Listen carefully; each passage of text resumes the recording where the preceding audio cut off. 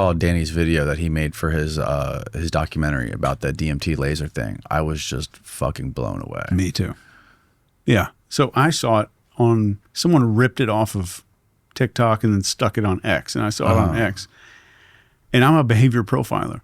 So I'm watching the video reactions of the people that are seeing the stuff, and then I'm watching Danny's behavior. I was so, I don't know, intrigued and about what was going on. I tracked Danny's ass down within 5 minutes, 10 minutes, called him and said, hey, dude, I'm going to fly you to my house. I need you to tell me all about this. I want to know everything that you know. It's just fascinating to me. What were you looking for, like when you were watching the videos of him talking about it? Like, because you're obviously you're trying to sniff out bullshit, right? So like, what specifically are you paying attention to when you watch those videos and listen to people talking? The first thing would be performance. Am I seeing performative behavior? Someone over exaggerating a reaction to what they're seeing on the wall. Someone zooming in the camera a little bit too much and not trying to get an authentic shot of what's going on. Any kind of over exaggeration and them trying to over explain it to the camera what they're seeing, and no one tried to explain it. They were just awestruck. They didn't try to say, oh, here's exactly what I'm seeing right away. They had that pause of awe, just being in awe for a few seconds.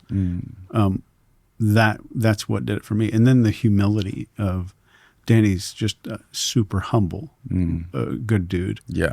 And that comes through.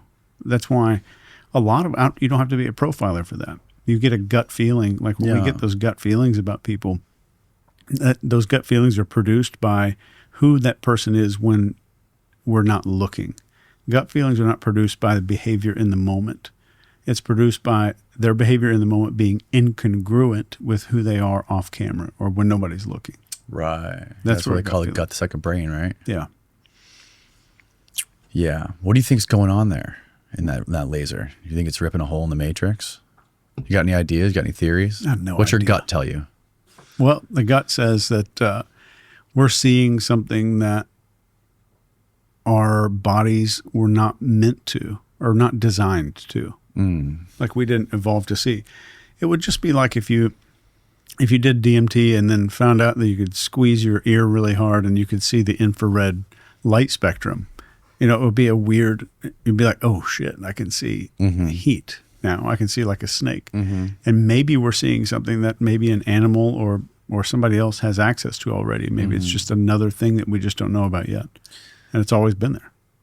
Yeah. So what I saw when I looked into it was I saw, like, you know how you could see like the speckles if you look really close to that laser, you could see all the little speckles because it was projected on a white door when I was looking at it. And I could see and he was kind of like guiding me, showing me, like telling me like how to see it. And I was like looking at it and like relaxing my focus. And I was seeing like a pocket of space behind the door. Yeah. And it was very palpable. Pocket of space the depth was behind the door. Like I could almost reach through it and feel it. Like I was seeing through the door. Yeah. And then I was like looking at all the little moving speckles of light. And then I focused in on those more and tried to look through those more. And then they turned into like gears all connected to each other. I saw the gears too. Like millions of gears just connected and turning.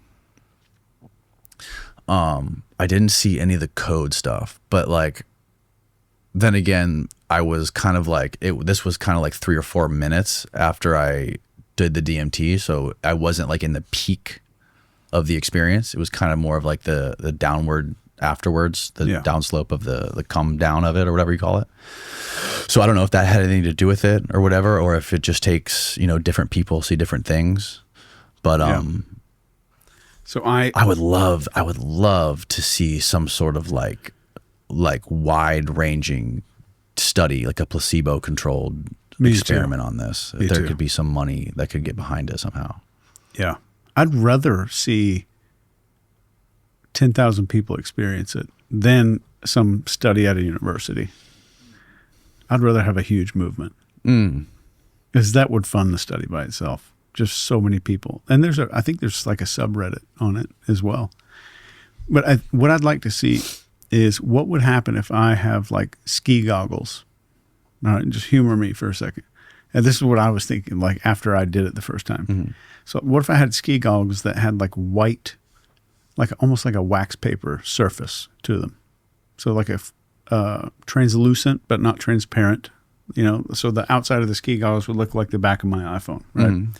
And somehow project a laser onto that entire surface from outside. So you're looking at this. So it's like diffusing it?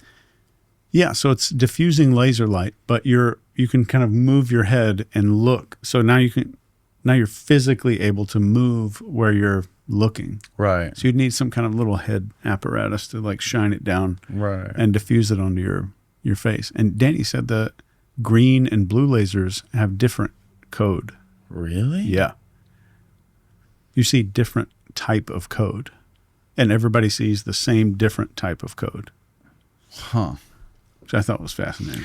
Yeah, that's bizarre, man. It's just like I can't figure out with this DMT stuff if it's like, is this just like the inner parts of the brain just opening up and like showing you things that you don't normally see? Right. You know, that whole brain filter hypothesis, how like there's so much more in this space that we're in that we can't perceive because our brain just filters everything down for us to be able to survive and get through the day and eat and stuff like that. But if you take this DMT or a psychedelic or whatever it is, it strips away this barrier, and now you're exposed to more of what's already really there. Yeah. So, all right, I'll go deep really quick on this one. If observing something collapses wave function. Yes. And our ability to see and like interpret things is expanded by DMT, then are we seeing something that is there, but is also that I'm obsessed with Carl Jung, all of his work. Are we seeing some kind of collective code that we are all kind of co-creating? Are we all collapsing that? So then the one time that I have done DMT, I was shown this map of the world of gravity. Like if you could map, like, you know, like Verizon has that coverage map, right? But what if you could map where the gravity centers are? In the inside of, like, I could see all the Smoky Mountains up in the Northeast. I could see all the Rocky Mountains down in like the southwestern area, and they were empty because no one was observing the inside of the mountains. And the gravity was concentrated in the cities where people were collapsing wave function. I saw that on DMT. Not saying that there's some science behind it, but I just thought that was unbelievable. And you were looking at some sort of map? Like a map of this country where you could see like New York, LA, Houston, Chicago, where all this gravity was centered right around those areas. Yeah. Wow. So ever since that day, I always thought in terms of like, maybe this is some kind of wave function, form of collapsing of a wave function. Right. Yeah, like is that parking lot really out there right now? Well, it is for the Uber drivers. Yeah. And that, yeah, but if no one was observing it, would it be there? right.